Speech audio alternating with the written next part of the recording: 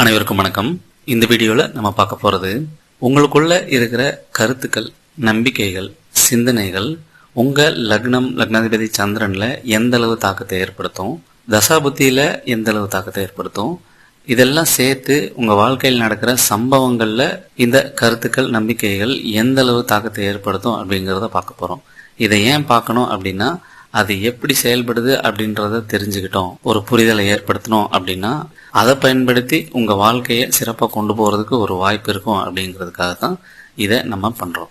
Okay, இப்போ இதுக்கு முன்னாடி இந்த வீடியோவில் சில விஷயங்களை பார்க்கறதுக்கு முன்னாடி ஒரு சின்ன பேசிக்ஸை நம்ம பார்த்துடலாம், எக்ஸ்பிளைன் பண்ணிடலாம். என்ன அப்படின்னா, இப்போ உங்களுக்குள்ள இருக்கிற ஒரு சின்ன கருத்து, ஒரு நம்பிக்கை, ஒரு எண்ணங்கள், இது எல்லாமே அப்பப்போ வந்துட்டு போனாலோ அல்லது எப்பயாவது ஒரு தடவை வந்தாலோ அது பிரச்சனை இல்லை. ஏன்னா நம்ம எண்ணத்துல, நம்ம சிந்தனையில 1000 எண்ணங்கள் வரும், 1000 தாட்ஸ் வந்துட்டு போகும், குழப்பங்கள் வரும், சந்தோஷம் வரும், இப்படி ஏதோ ஒன்று வந்துட்டு போயிட்டு தான் இருக்கும். ஆனால் ஏதாவது ஒரு கருத்து, ஏதாவது ஒரு நம்பிக்கை, ஏதாவது ஒரு சிந்தனை தொடர்ந்து உங்களுக்குள்ள இருக்குது அப்படின்னா அது உங்களுக்குள்ள ஆள் மனசுலையா இருக்கட்டும் அல்லது உங்க பிரெயின்லயா இருக்கட்டும், உங்களோட நியூரான்ஸ்ல, உங்களோட செல்கள்ல, உங்களோட டிஎன்ஏ வரைக்கும் கூட ஒரு தாக்கத்தை ஏற்படுத்தும். ஏன்னா நீங்க தொடர்ந்து தினமும் நீண்ட நாட்களுக்கு ஒரு குறிப்பிட்ட நம்பிக்கையில, ஒரு குறிப்பிட்ட கருத்துல ஸ்ட்ராங்கா இருக்கீங்க அப்படின்னா அது உங்க நியூரான்ஸ்ல, உங்க எண்ணங்கள்ல ஒரு கட்டமைப்பு உருவாக்கும், ஒரு ஸ்ட்ரக்சரை பில்டு பண்ணும். அது ஒரு ரெகுலர் ப்ரோக்ராமாவே மாறிடும். ஸோ இப்படி நிலைச்சு நிற்கக்கூடிய ஒரு பில்டப்பை உங்க ஆள் மனசுல, உங்களோட பிரெயின்ல அது உருவாக்க ஆரம்பிச்சிடும். ஸோ அப்படிப்பட்ட ஒரு கருத்து, அப்படிப்பட்ட ஒரு நம்பிக்கைகள், அப்படிப்பட்ட சிந்தனைகள் உங்களுக்குள்ள எப்படி இருக்கும், எப்படி வச்சுக்கணும், அது எப்படி செயல்படும் அப்படிங்கிறத பார்ப்போம்.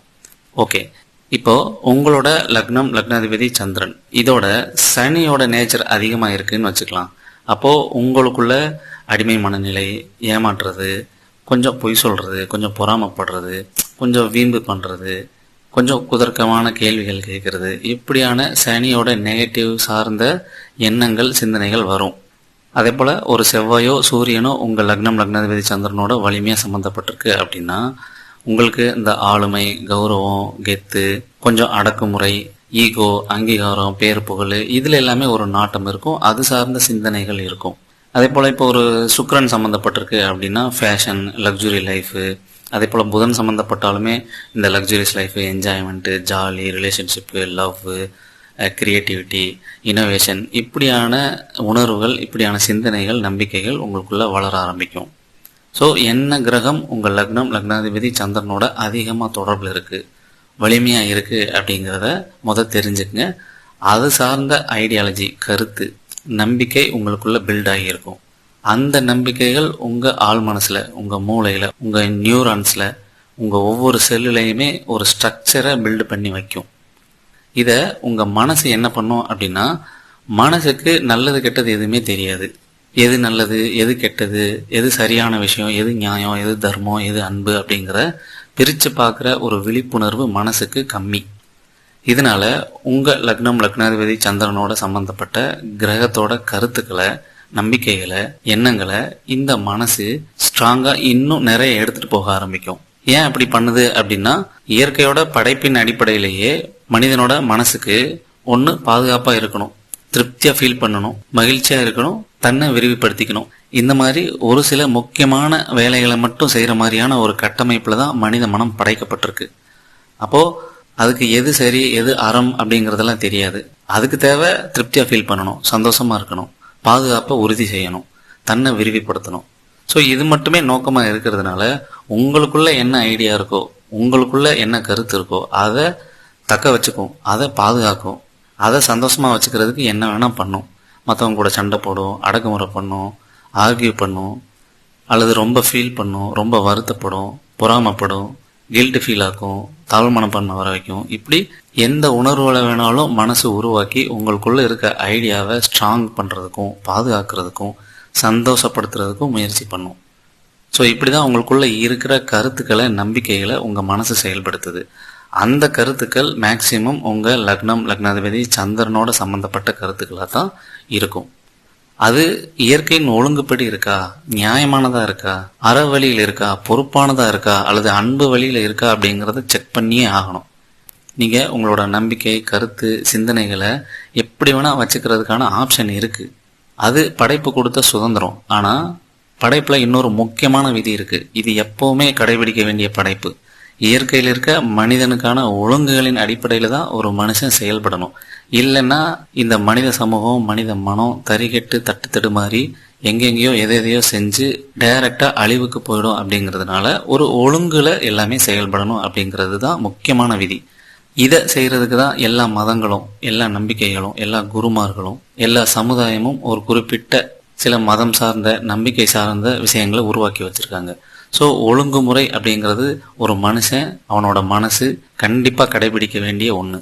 அப்படி பார்க்கும்போது உங்களுக்குள்ள இருக்கிற தாட்ஸ், உங்களுக்குள்ள இருக்க நம்பிக்கை, கருத்து, இது எல்லாமே அறவழியில் இருக்கா, பொறுப்பானதா இருக்கா, சுதந்திரமான ஒன்றா இருக்குதா அப்படிங்கிறத பார்க்கணும். சுதந்திரம் அப்படிங்கிறது நீங்களும் சுதந்திரமா இருக்கணும், மற்றவங்களோட சுதந்திரமும் எந்த விதத்தில் பறிக்கப்படக்கூடாது. இப்படி இருக்குதா அப்படிங்கறத உறுதிப்படுத்துங்க. அப்படி படுத்துட்டீங்க அப்படின்னா உங்க ஜாதகத்தின் அடிப்படையில உங்க லைஃப்ல நடக்கிற சம்பவங்களை ஈஸியா அணுக முடியும். மேக்சிமம் அது பாசிட்டிவா தான் நடக்கிறதுக்கான வாய்ப்பு உண்டு. எப்படின்னா, இப்போ செவ்வாய் சூரியன் சார்ந்த நேச்சர்ல இருக்கீங்க, அதோட பாசிட்டிவான, அறமான, நேர்மையான ஒரு நம்பிக்கையை வளர்த்துருக்கீங்கன்னு வச்சுக்கலாம். அதாவது அந்த செவ்வாய் சூரியனோட ஆளுமையை பயன்படுத்தி சரியான விஷயங்களை செய்யறது, தவறு செய்யறவங்களை கண்டிக்கிறது, பிரச்சனைகளை சரி செய்யறது, சரியான வழிகாட்டுதலை செய்கிறது. அது வேலையா இருக்கலாம், தொழிலா இருக்கலாம், சமூகமா இருக்கலாம், குடும்பமா இருக்கலாம். எல்லாத்துலேயுமே சரியான விஷயங்களை, மக்களை, சுற்றி இருக்க நபர்களை ஆளுமை செஞ்சு புரிய வச்சு வழிகாட்டி கூட்டிட்டு போறது, இப்படியான பாசிட்டிவான ஒரு ஐடியாலஜி உங்களுக்குள்ள இருக்குன்னு வச்சுக்கலாம். அப்போ உங்க ஜாதகத்தின் அடிப்படையில் ஏதாவது நெகட்டிவ் தசாபத்தி வந்தா கூட அதை நீங்க ஏத்துப்பீங்க. அதை சரி செய்யறதுக்கு ஸ்ட்ராங்கா முயற்சி பண்ணுவீங்க. இதே செவ்வாய் சூரியன் நேச்சர் இருக்கிற ஒரு நபர் அடக்குமுறையையும், பேர் புகழுக்கும், ஈகோவை வெளிப்படுத்துறதுக்கும், தன்னோட ஆளுமையும் பெருமையும் மட்டும் உறுதிப்படுத்த நினைச்சாரு, அது சார்ந்த நம்பிக்கை அவருக்குள்ள இருந்தது அப்படின்னா, அவருக்கு நெகட்டிவான தசாபுத்தி ஏதாவது நடக்கும்போது அவர் சுத்தி இருக்கவங்களை அடிமைப்படுத்திடுவாரு, அடக்குமுறை செஞ்சிருவாரு, உரிமையை பறிச்சிருவாரு, டென்ஷன் ஆவாரு. இப்படி நிறைய விளைவுகளை நடத்திக்கிறதுக்கு வாய்ப்பு உண்டு. ஸோ அதனாலதான் எந்த நேச்சர் இருக்கோ அந்த நேச்சரோட சரி, அறம், சுதந்திரம், ஒழுங்கு, அன்பு, இது சார்ந்து நீங்க கருத்துக்களை, நம்பிக்கையில பில்ட் பண்ணணும் அப்படிங்கிறத அழுத்தி சொல்றேன். சனியோட நேச்சர் உங்களுக்குள்ள அதிகமா இருக்குதுன்னு வச்சுட்டா, தசாபுத்தி சரியில்லாம நடக்கும்போது ரொம்ப ஃபீல் பண்ணுவீங்க. சோகம், என் வாழ்க்கை இப்படிதான், எனக்கு எந்த லக்குமே கிடைக்காது, எதுவுமே ஈஸியா கிடைக்காது, போராடி போராடி தான் எனக்கு எல்லாமே கிடைக்க போகுது அப்படிங்கிற நெகட்டிவ் நம்பிக்கையான தாட்ஸ்குள்ள நீங்க போயிருவீங்க. அதை விட்டு வெளியே வர்றதுக்கு ரொம்ப சிரமமா இருக்கும், ரொம்ப காலம் எடுக்கும். வேற வேற சம்பவங்கள், வேற வேற நபர்கள், நிகழ்வுகள், காலங்கள் எல்லாத்தையும் பார்த்ததுக்கு அப்புறம் தான் அந்த சூழல்ல இருந்து வெளிவர முடியும். ஸோ அதனால உங்களுக்குள்ள இருக்கிற கிரகத்தோட நம்பிக்கை, கருத்து, இது எல்லாமே சரியா இருக்கா அப்படிங்கறத செக் பண்ணிக்க வேண்டிய கடமை உங்களுக்கு கண்டிப்பா இருக்கு. அதை பொறுத்து தான் உங்க வாழ்க்கையில் நடக்கிற சம்பவங்களை அணுக போறீங்க. அதை பொறுத்து தான் சம்பவங்களே நடக்கும். ஸோ இந்த வீடியோ உங்களுக்கு ஒரு யூஸ்ஃபுல்லான ஒரு சிந்தனையை தூண்டும் அப்படின்னு நான் நம்புறேன். இதுல ஏதாவது கருத்து முரண் அல்லது சந்தேகங்கள் இருந்தால் கமெண்ட் பாக்ஸில் போடுங்க. ஸோ இந்த மாதிரி உங்கள் ஜாதகத்தில் ஒவ்வொரு கிரகமும், ஒவ்வொரு பாவகமும் எப்படி செயல்படும், பாசிட்டிவ் என்ன, நெகட்டிவ் என்ன, எதை மாற்றிக்கலாம், எப்படி அதை கொண்டு போகலாம், எப்படி அணுகலாம் அப்படிங்கிற detailed psychological explanation audio recorded வேணும் அப்படின்னா நம்மளை தொடர்பு கொள்ளுங்க. அல்லது கரியர் லைஃப்க்கான ஆடியோ ரெக்கார்டட் வேணும் அப்படின்னாலும் நம்மளை தொடர்பு கொள்ளுங்க. இது இல்லாமல் நம்ம மெய்யியல் வாழ்வியல் அப்படிங்கிற ஒரு சேனலை துவங்கி இப்போ தான் ரன் ஆகிட்டு இருக்கு. நம்ம வெறுமனே ஜோதிடம் சார்ந்த கருத்துக்களை மட்டும் சொல்லாமல் அதை நடைமுறையில் எப்படி பயன்படுத்தலாம், அதுக்கு வழிகாட்டுதல் என்ன அப்படிங்கிற ஒரு நடைமுறை சாத்தியத்தை அந்த சேனலில் பேசுவோம். அதுபோக ஈர்ப்பு விதியை பயன்படுத்தி நமக்கு தேவையான விஷயங்களை, பணம், பொருளாதாரம், உறவுகள், தனிப்பட்ட விஷயங்கள், இது எல்லாத்தையும் எப்படி நடத்திக்கிறது அப்படிங்கிற ஒரு வழிகாட்டுதலும் அந்த சேனலில் வழங்குவோம். ஸோ அதையுமே நீங்கள் சப்ஸ்கிரைப் பண்ணிக்கோங்க. அடுத்த வீடியோவில் வேற ஒரு டாப்பிக்கை பார்க்கலாம். நன்றி.